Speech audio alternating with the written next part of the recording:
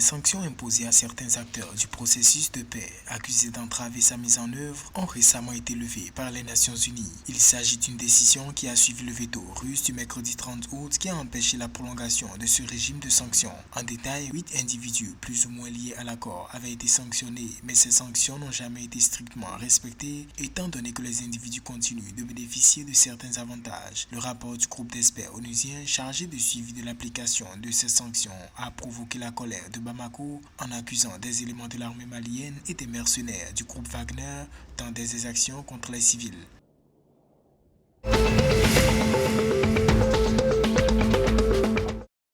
À travers un communiqué officiel, la communauté des acteurs portuaires du Sénégal, CAP, a proposé des solutions pour sortir de la situation de congestion du terminal à conteneurs et la saturation des infrastructures au niveau du port autonome de Dakar. Cela entraîne des retards dans le déchargement des cargaisons, des coûts supplémentaires pour les entreprises et crée des perturbations dans les chaînes d'approvisionnement. Pour pallier le problème, il faudrait garantir l'expansion et la modernisation des infrastructures permettant d'augmenter la cadence, renforcer et perfectionner l'outil de planification stratégique pour coordonner les horaires d'arrivée des navires et réduire les temps d'attente, puis entre autres mettre à la disposition de tous les acteurs l'ensemble des documents et informations nécessaires à l'enlèvement des marchandises en réduisant les déplacements et délais de traitement.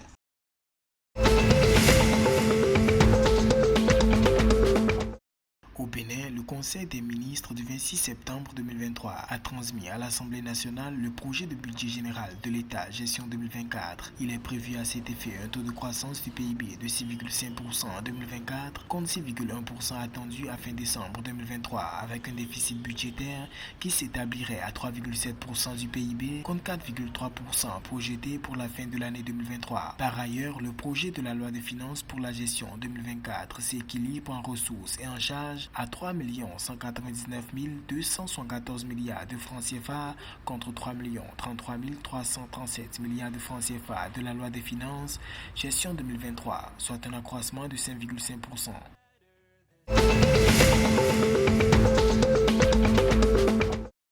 Au Burkina Faso, l'Agence nationale des énergies renouvelables et de l'efficacité énergétique est désormais inscrite et officiellement dans la politique de management qualité. Cette dernière constitue un cadre de référence pour toutes les actions des organisations en matière de qualité. Elle établit les orientations et les objectifs en matière de système de management de la qualité. Par cette politique qualité, l'ANERE compte renforcer ses relations avec la clientèle, selon le directeur général Tobouré Gandré.